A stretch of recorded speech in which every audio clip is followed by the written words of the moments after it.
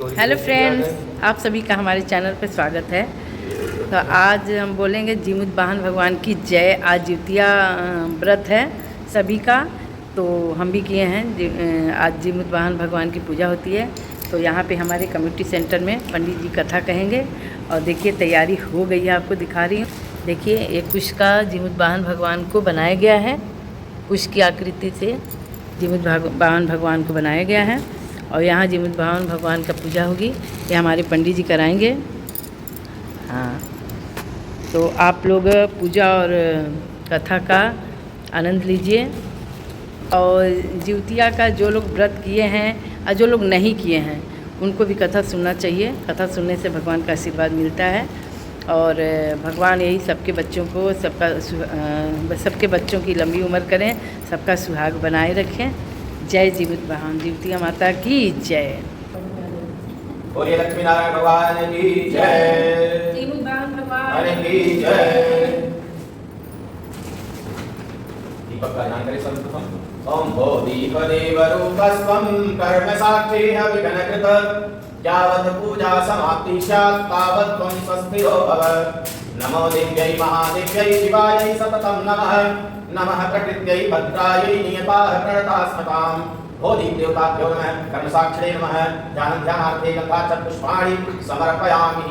दीपक के बाद छोड़ दीजिए, आपको पकड़ा दिया।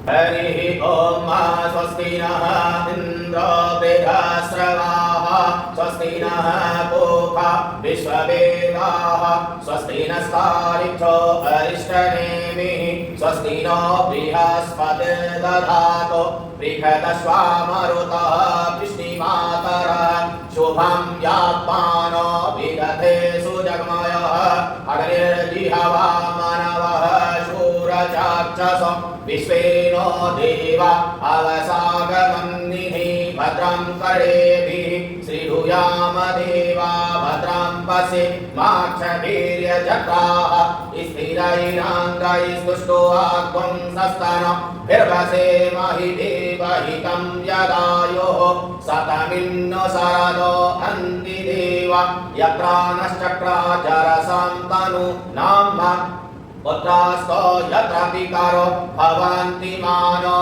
मध्यारीरिख कायुरगन्तो अदितिरजौरदितिरन्तरिक्षमदितिर्माता श पिता श पुत्राः विश्वे देवाः अदितिः पञ्चजना अदितिः जातमदितिर्जनी त्वं द्यौः शान्तिरन्तरिक्षगुं शान्तिः पृथिवी शान्तिरापः शान्तिरोषधयः शान्तिः वनस्पतयः शान्तिः विश्वे देवाः शान्तिः ब्रह्म शान्तिः सर्वगुं शान्तिः शान्तिरेव शान्तिः शामा शान्तिरेधि यतो यतः समीहसि ततो नो अभयं कुरु सन्नः कुरु प्रजाभ्यो भयन्नः पशुभ्यः सुशान्तिर्भवतु। श्रीमन्महागणाधिपतये नमः। लक्ष्मी नारायणाभ्यां नमः। उमामहेश्वराभ्यां नमः। वाणी हिरण्यगर्भाभ्यां नमः। सचे पुरन्दराभ्यां नमः। माता पितृ चरण कमलेभ्यो नमः। इष्ट देवताभ्यो नमः। कुल देवताभ्यो नमः। स्थान देवताभ्यो नमः। वास्तु देवताभ्यो नमः। सर्वेभ्यो देवेभ्यो नमः। सर्वेभ्यो ब्राह्मणेभ्यो नमः। सर्वेभ्यो परमऋषिभ्यो नमः। सिद्धि बुद्धि सहिताय श्रीमन्महागणाधिपतये नमः। सुशान्तिर्भवतु। कोई बात नहीं। हरि ओम विष्णु श्रीमद्भागवत महापुरुषस्य विष्णुराज्ञा प्रवर्तमानस्य ब्रह्मणोनि द्वितीय प्रार्थे विष्णुपदे श्रीश्वेतवाराः कल्पे जम्बूद्वीपे भूलोके भरतवर्षे भरतखण्डे आज्ञावर्ते देशान्तर्गत अविभक्तनैमिश्चेत्रे लक्ष्मणपुरी नाम नगरे भूमध्याः दक्षिणे भागे श्रीरामराज्ये श्रीसूर्य दक्षिणायने सौम्यानं सौम्यबोधः वर्षा ऋतुः मासानां मासोत्तमे मासे शुभे मासे अश्विन मासे शुभे कृष्णे पक्षे अष्टम्यां तिथौ है अमुक गोत्रोत्पन्नः। अपना अपना गोत्र और नाम ले लीजिए सब लोग। श्री देवगुरु बृहस्पति यथा यथा राशि स्थान स्थितेषु सत्सु एवं ग्रह गुण गण विशेषण विशिष्टायां शुभ पुण्य तिथौ है जीवित पुत्रिका व्रत हेतवे श्री गौरी गणेश पूजनम दीपक पूजनम कलश पूजनम समस्त देवी देवता आवाहनम पूजनम च महं करिष्ये। ओम जयाग्रतो दूरमुदयति दैवं तदोषुतस्य तथैवैति दूरंगमज्योतिकां ज्योतिरेकं तमे मनः शिव संकल्पमस्तु सुशांतिर्भवतु। इसी में सब लोग छोड़ कलश का ध्यान करें। परम देवता जल के देवता। ओम नमो नमस्ते स्फटिक प्रभाय सुश्वेतहाराय सुमंगलाय सुपाशहस्ताय दशासनाय जलाधिनाथाय नमो नमस्ते। अपापदे प्रदाय नमः। ध्यान ध्यानार्थे गंधा पुष्पाणि समर्पयामि। कलश देवता के पास ले लीजिए थोड़ा थोड़ा।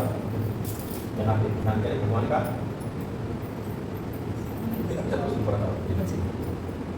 ओम भद्रं कर्णेभिः शृणुयामदेवा भद्रं पश्येमाक्षभिर्यजत्राः स्थिरैरङ्गैस्तुष्टुवाग्ं सस्तनोभिर्वसेमहि देवहितं यदायुः शतमिन्नु शरदो अन्ति देवा यत्रा नश्चक्राजरसं तनूनां पुत्रास्तो यत्र पितरो भवन्ति मानो मध्यारीरिखतायुरकन्तोः अदितिरजोरदितिरन्तरिक्षमदितिर्माता च पिता च पुत्राः विश्वे देवाः अदितिः पञ्चजना अदितिः जातमदितिर्जनित्वं ध्यानार्थे चतुष्पाणि समर्पयामि। अब जहाँ जहाँ पूजा की है थोड़ा थोड़ा जल का छींटा दीजिए फूल से स्नान करें। ओम शुद्धबालः सतसतबालो मणिबालः सुवासिनः सेतः सेताक्षो अरुणस्ते रुद्राय पशुपतये प्रणायामः आलिप्ता भद्रा नवरूपाः पारजन्याः। थोड़ा थोड़ा सब जगह चढ़ा दीजिए जल। हाँ दीपक कलश यहाँ भगवान को गौरी करेगी सब जगह जल का छींटा देते। हाँ लेकिन पहले शुरू करिएगा तो ही करेंगे। ओम गंगे च यमुने चैव गोदावरी सरस्वती नर्मदे सिंधु कावेरी जलेस्मिन् सन्निधिं कुरु। ओम गन्धद्वारां दुराधर्षां नित्यपुष्टां करेशिणीं ईश्वरीं सर्वभूतानां तामिह वये श्रियं चन्दनस्य महत्पुण्यं पवित्रं पापनाशनम् आपदाहरते नित्यं लक्ष्मी तिष्ठति सर्वदाः। हाँ आ जाए। हाँ ठीक ठीक। ओम कस्तूरी तिलकं ललाटपटले वक्षस्थले कौस्तुभं नासाग्रे वर्णोत्तिकं करतले वेणुं करे कंकणम्।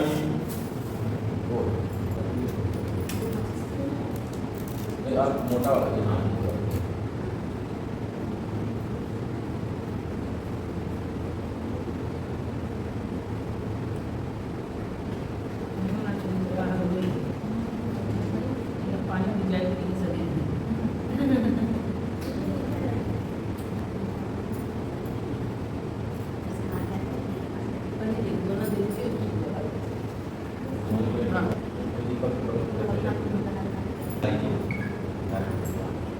ओम वनस्पतिरसोद्भूतो गंडाद्यो गंधवत्तमः आग्नेयः सर्वदेवानां धूपोऽयं प्रतिगृह्यताम्।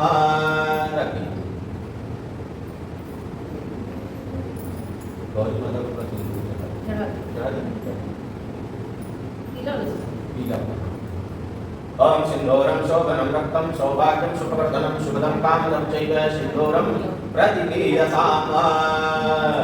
भोग लगा दीजिए। भोग लगा।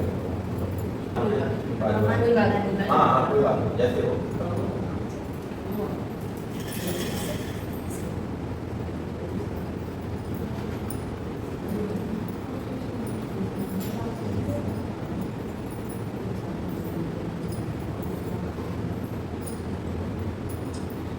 चलो दक्षिणा भी चढ़ा देते।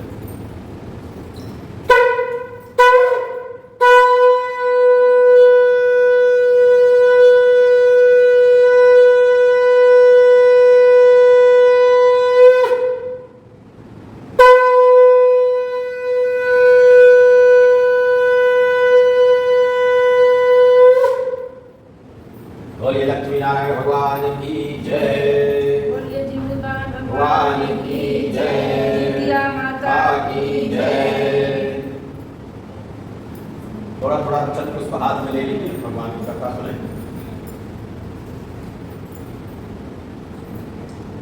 ओम श्री जी पुस्तिका प्रकथायाम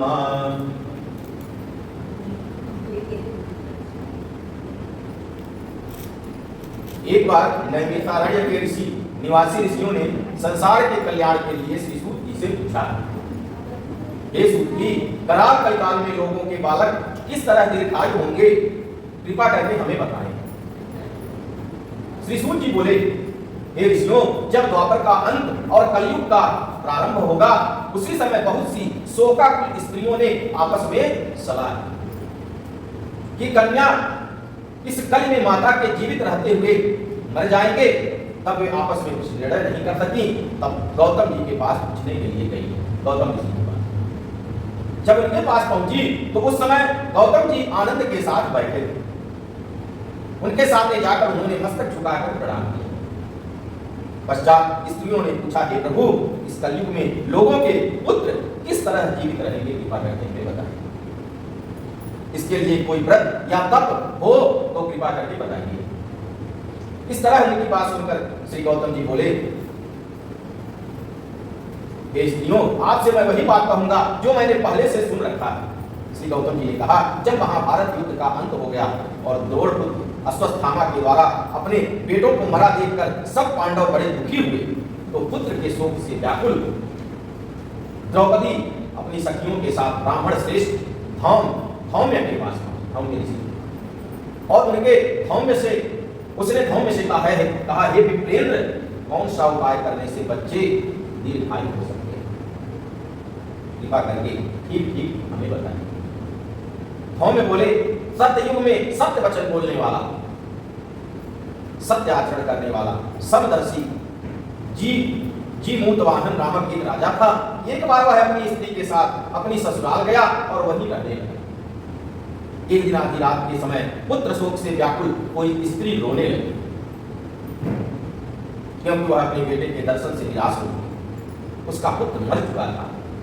वह रोती हुई कहती कि हाय, मुझ बूढ़ी माता के सामने मेरा बेटा मरा जा रहा है। उसका रोदन सुनकर राजा जी मूतवाहन का तो मानो हृदय विदीर्ण हो गया। वह तत्काल उस स्त्री के पास गए और उससे पूछा, तुम्हारा बेटा कैसे मरा है? बूढ़ी स्त्री ने कहा, गरुड़ प्रतिदिन आकर गांव के लड़कों को खा जाता है।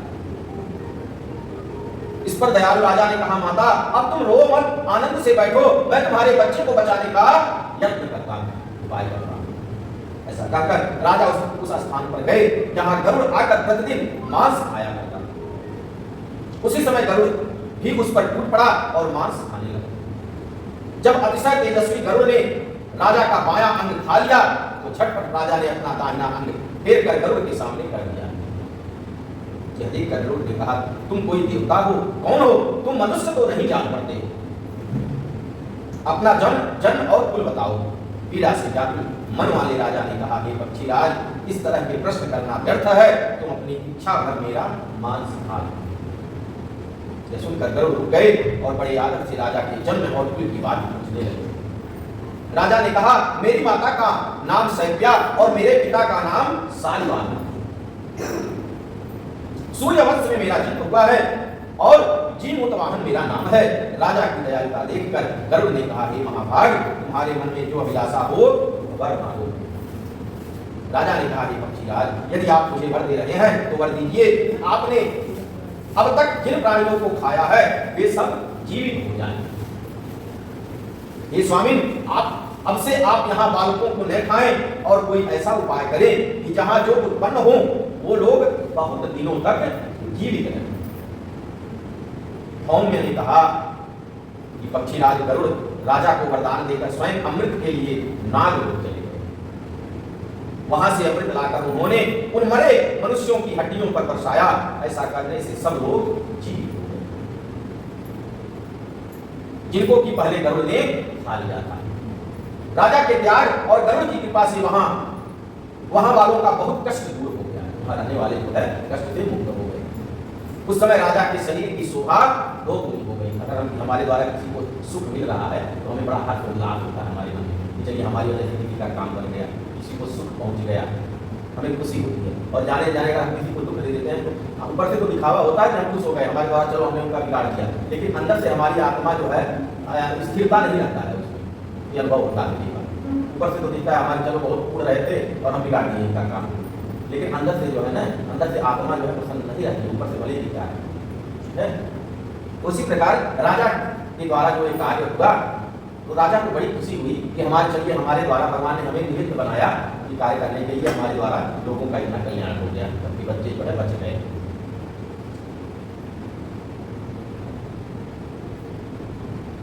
धौम्य ने कहा, पक्षीराज गरुड़ राजा को वरदान देकर स्वयं अमृत के लिए नागलोक चले गए। राजा की दयालुता देखकर गरुड़ ने कहा, फिर कहा, मैं संसार के कल्याणार्थ एक और वरदान दूंगा। तो संसार के कल्याण के लिए आपको मैं एक और वरदान दूंगा। आपको मैं इतना प्रसन्न हूं राजा से कि आपने संसार के लिए अपना शरीर जो है हमें खाने को दे दिया, अपना शरीर त्याग दिया। यहाँ पर लोग एक मतलब थोड़ी सी जमीन के लिए कत्ल कर देते हैं, आपने पूरा शरीर ही दे दिया हमें सब समाज के कल्याण के लिए। तो हम आपसे इतना प्रसन्न है कि आप हमसे एक बार और मानिए। आज आश्विन कृष्ण सप्तमी से रहित शुभ अष्टमी तिथि है, तो सप्तमी में अष्टमी है। आज ही तुमने यहाँ की प्रजा को जीवन दान किया है। हे वत्स, अब से यह दिन ब्रह्म भाव हो गया है। जो मूर्ति भेद से विविध नामों से विख्यात है, वही त्रैलोक्य के से पूजित दुर्गा अमृत प्राप्त करने के अर्थ में जीवित पुत्रिका कहलाई है। फिर से आप लोग सुन लीजिए।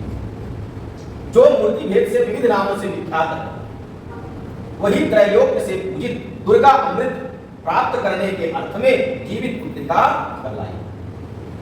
सो इस तिथि को जो स्त्रियां उस जीवित पुत्रिका की और उसकी आकृति बनाकर तुम्हारी पूजा करेंगी, तो दिनों दिन उनका सौभाग्य बढ़ेगा और वंश की भी बढ़ोतरी होती है। मतलब ये सौभाग्य के लिए भी है, खाली पुत्र के लिए नहीं। हे महाभाग, इस विषय में विचार करने की भी आवश्यकता नहीं है। हे राजन, सप्तमी से रहित और उदया तिथि की अष्टमी को व्रत करें, यानी सप्तमी विध अष्टमी जिस दिन हो उस दिन व्रत न कर शुद्ध अष्टमी को व्रत करें और नवमी में पालन करें। यदि इस पर ध्यान न दिया गया तो फल नष्ट और सौभाग्य तो अवश्य नष्ट हो जाएगा। जीमूतवाहन को इस तरह का वरदान देकर गरुड़ वैकुंठ धाम को चले गए और राजा भी अपनी पत्नी के साथ अपने नगर को वापस चले गए। धौम्य द्रौपदी से कहते हैं, हे देवी, मैंने यह अतिशय दुर्लभ व्रत तुमको बताया है। इस व्रत को करने से बच्चे दीर्घायु होते हैं। हे देवी, तुम भी पूर्वोक्त विधि से यह व्रत और दुर्गा जी का पूजन करो, जो तुम्हें अभिलाषित फल प्राप्त हो। मुनिराज धौम्य की बात सुनकर द्रौपदी के हृदय में एक प्रकार का कौतूहल उत्पन्न हुआ और पूर्वासिनी स्त्रियों को बुलाकर उनके साथ यह उत्तम व्रत किया। गौतम ने कहा, यह व्रत और इसके प्रभाव को किसी एक चील ने सुन लिया और अपनी सखी सियारी को बताया। चील की सखी सियारी। उसके बाद पीपल की वृक्ष की शाखा पर बैठकर उस चील ने और उस वृक्ष के खोते में बैठकर सियारी ने भी यह व्रत किया। फिर वहीं मादा चील किसी उत्तम ब्राह्मण के मुंह से यह कथा सुनी और पीपल के खोते में बैठी हुई अपनी सखी को सुनाया। सियारी ने आधी कथा सुनी थी, उसे भूख लग गई और वह उसी समय 100 से भरे हुए श्मशान घाट पर पहुंच गई। श्मशान घाट वहां उसने इच्छा भर मांस का भोजन किया और चील बिना कुछ खाए पिए रह गई। सवेरा हो गया। सवेरे वह गौशाले में गई और वहां गौ का दूध पिया। इस तरह नवमी को उसने पारण किया। कुछ दिनों बाद ये दोनों मर गई और अयोध्या में किसी धनी व्यापारी के घर में जन्मी। संयोग से उन दोनों का जन्म एक ही घर में हुआ, जिसमें सियारी ज्येष्ठ हुई और चील छोटी। वे दोनों सभी शुभ लक्षणों से युक्त थी, इसीलिए बड़ी लड़की काशीराज के और छोटी उसके मंत्री के साथ पूर्व जन्म के कर्म फल के अनुसार मृगनयनी रानी हुई।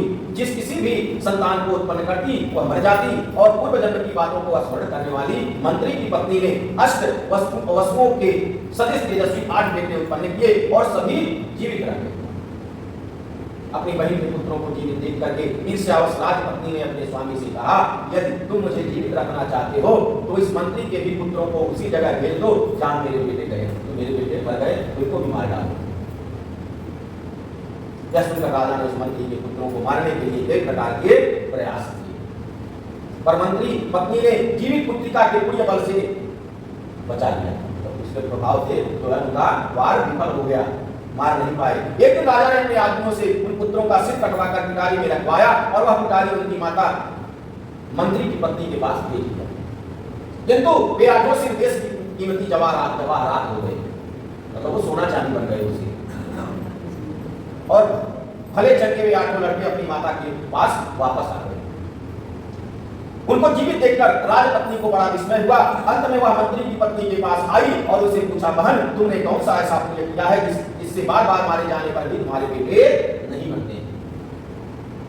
इस पर मंत्री की पत्नी ने कहा, पूर्व जन्म में मैं चील थी और तुम सियारी। हमने और तुमने साथ साथ जीवित पुत्रिका का व्रत किया था। तुमने व्रत के नियमों का भली भांति पालन नहीं किया और मैंने किया था। इसी दोष से बहन तुम्हारे बेटे जीवित नहीं है। और राजरानी, अब फिर तुम उस जीवित पुत्रिका का व्रत को करो तो तुम्हारे बेटे नहीं बनेंगे। मैं तुमसे सच सच कह रही हूँ। उसके कथनानुसार रानी ने व्रत किया, तभी से उसके कई बेटे सुंदर और दीर्घायु होकर बड़े बड़े राजा हुए।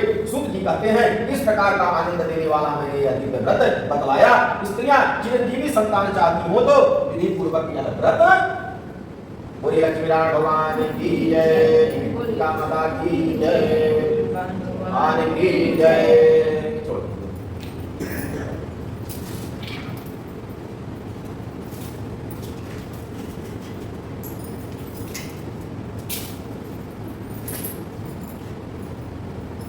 ओम गजाननं भूतगणाधिसेवितं कपीर्थजम्बो फलचारुभक्षणं उमासुतं शोकविनाशकारकं नमामि विघ्नेश्वरपादपङ्कजम्। बोलिए जीमुत वाहन भगवान की जय, द्वितीया माता की जय।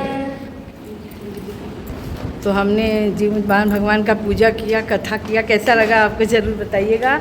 हम सब ने मिलकर आज कथा सुना है, आप भी सुने हैं। तो जीमुत वाहन भगवान का आशीर्वाद सभी पे बने रहे। बोलिए जीमुत वाहन भगवान की जय।